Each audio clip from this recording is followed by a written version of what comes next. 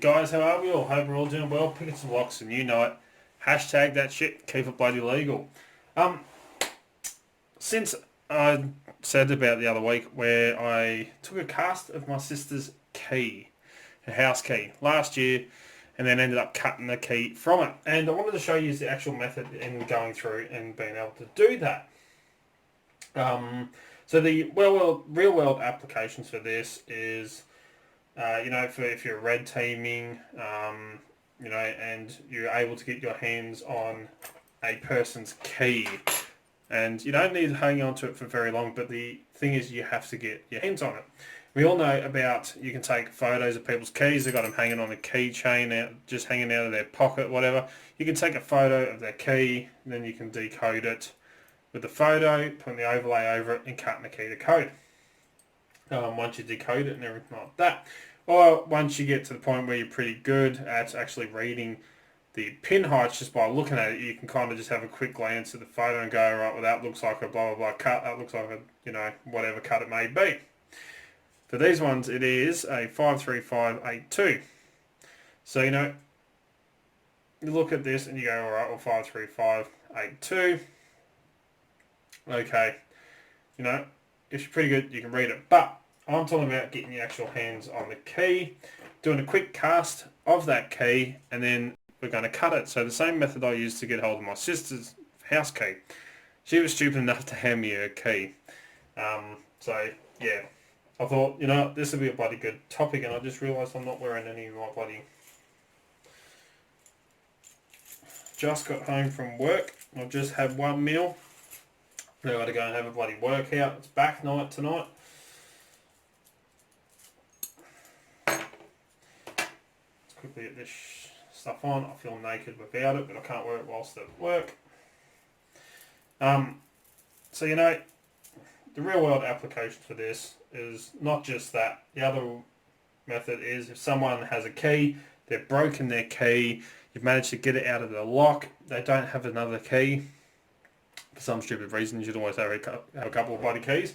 How are you going to recut a key if you can't cut the code and you only got a duplicator on you, or you only have a duplicator because you only duplicate keys, you don't actually cut the code. Such as myself. So this is a great way. If a key's broken, you can put the two halves into here, cast it, and we'll go through it all anyway.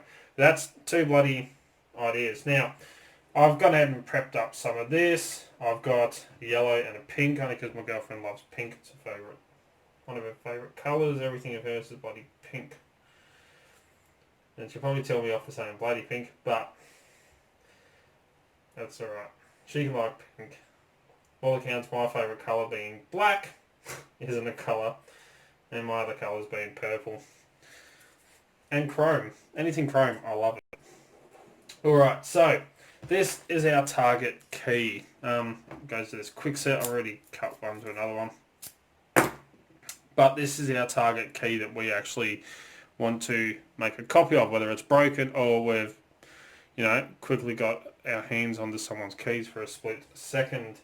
Now, this, it can be pre-done before I've gone through casting the key. You do it like this, put a piece of greaseproof paper in there, have the two halves together, quickly pop it out, put the key in, press it, go, Bob's your uncle, friends your aunt, boom, done. The bitch is set. But, we're going to take a little bit more time so I can go through everything. So, I'm going to do a cast of the key, and I've got a key blank here. So, it's the exact same, SC1 key blank. And these were sent in a long time ago now, made in Mexico. I do have other Schlage keys, but I'd rather use one of these. I know, the most hated person on YouTube is going to be, it's Mexican. Who gives a shit? It works for this purpose. Anyway, so I'm going to take my key that we're going to duplicate and cut an actual copy to. I'm going to set him in here, and you've all seen this bit.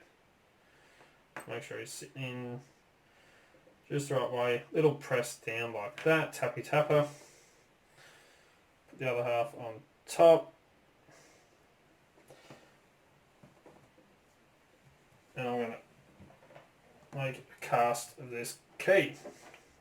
So as I said, if you've got a client who's broken their key in the lock, and you can pull the other half out, you know, you can actually cast it. And as long as you do a pretty good bloody job of the casting, which, as you can see, it doesn't take that long. She looks pretty good there. And best way to get it out, without stuffing up your cast. Yeah, so I have a pretty nice bloody cast here. A little bit further down on one side than the other, but that's okay. Making a thumb dent. Going to kind of rush this bit. Only because you've seen me bloody cast the key before. What I want to show you is the same thing bloody twice. Not bore yous.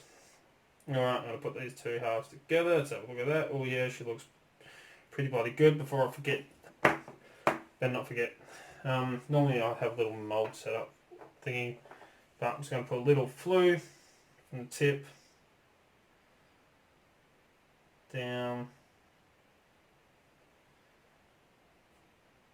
around and up. Doesn't have to be a whole lot. Just where somewhere with that little air bubble or gas bubble to come out of like that. That'll do. It should let the air escape.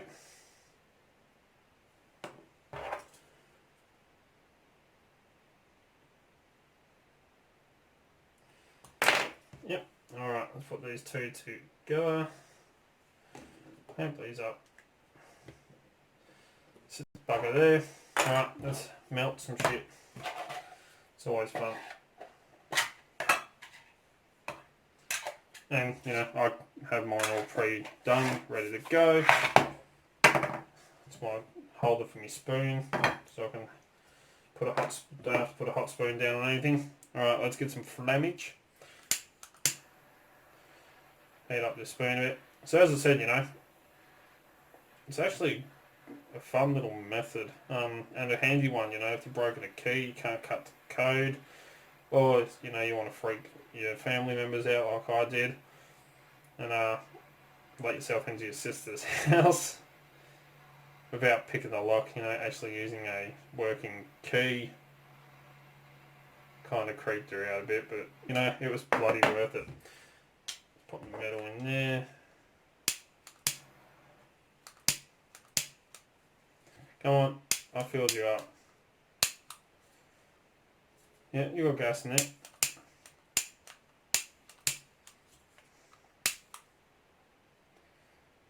Why aren't you working?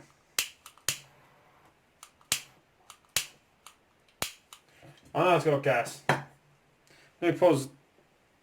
Yeah, it's half bloody full. Let me pause the camera and we'll get back to it. Alright, one refill later. We should be cooking again. Oh, yes, we are. Look at that. Alright, so I'm going to melt this down. I'm going to pour them into my bloody mould. Does take a whole lot. That's what I like about this wood's metal. Yeah, you got to be careful. You don't want to breathe that shit in too much, but you know, we don't heat it up all that bloody much. And I've had some fun casting a few keys and stuff like that. Melt it all back down once I'm finished with it and reuse it. That should be pretty bloody good.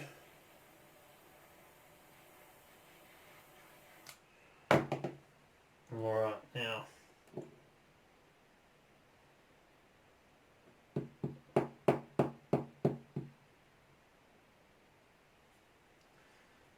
see how we go. Alright, while this is cooling down, I'll pause the camera instead of, you know, sitting here for 10 minutes. Alright, she's cooled down. Let's have a look-ski. Try to be careful.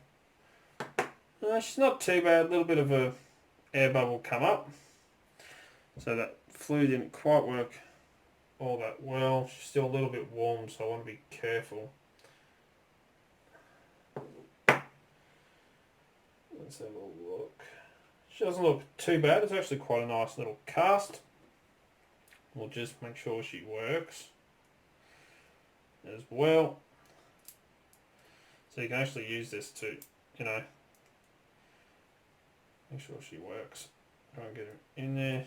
Yep, works nice and smooth. Look at that. So you know it's a bloody good cast. So you know someone locks themselves out, break the key off, you can let them in, and then you can take your cast key. So you know, for instance, they've broken their key, you can let them back in by using the bloody cast of it. And now you know you can't go giving them this because it's wood's metal. It's quite soft. She's going to break very easily. So we're going to take this and this, and we're going to cut a copy using the cast version of it. So let me pause the camera, we'll spin around over to the key duplicator and we'll get it all set up ready to go.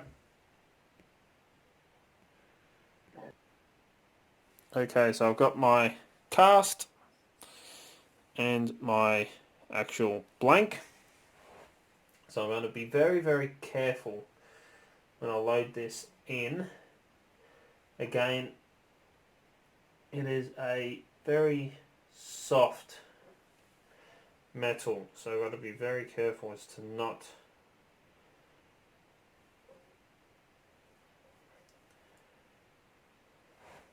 damage it. Make sure she's all level, all locked in,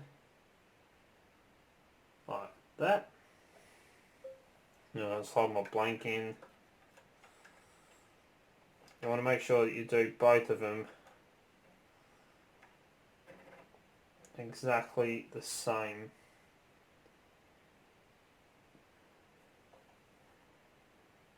Otherwise you're not going to have a very good body copy. So that's it. Nice snug there and there. Alright, let's lock the blank down. Alright, move that guide back there. Now it's going to get a bit loud, but it's loading up. Make sure she is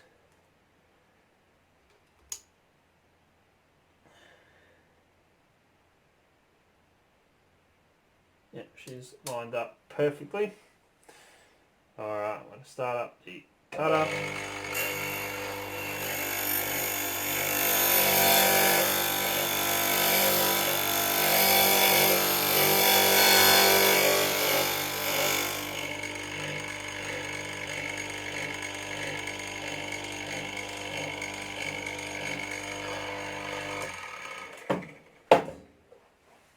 Let's have a look.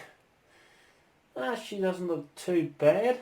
Now the only downside to this that I've noticed when you actually cut one from it is, if I can carefully take this one out, because the way this cuts has been an automatic. Oh, I'm not even on camera. You can kind of see, come on focus, it scratches off just the smallest amount of the key. But here's our original. Oh well, cut. She doesn't look too bad. Right, let's give this a quick buff. I'm going to try and keep this on in frame just so you know there's no bloody trickery. I wouldn't anyway, but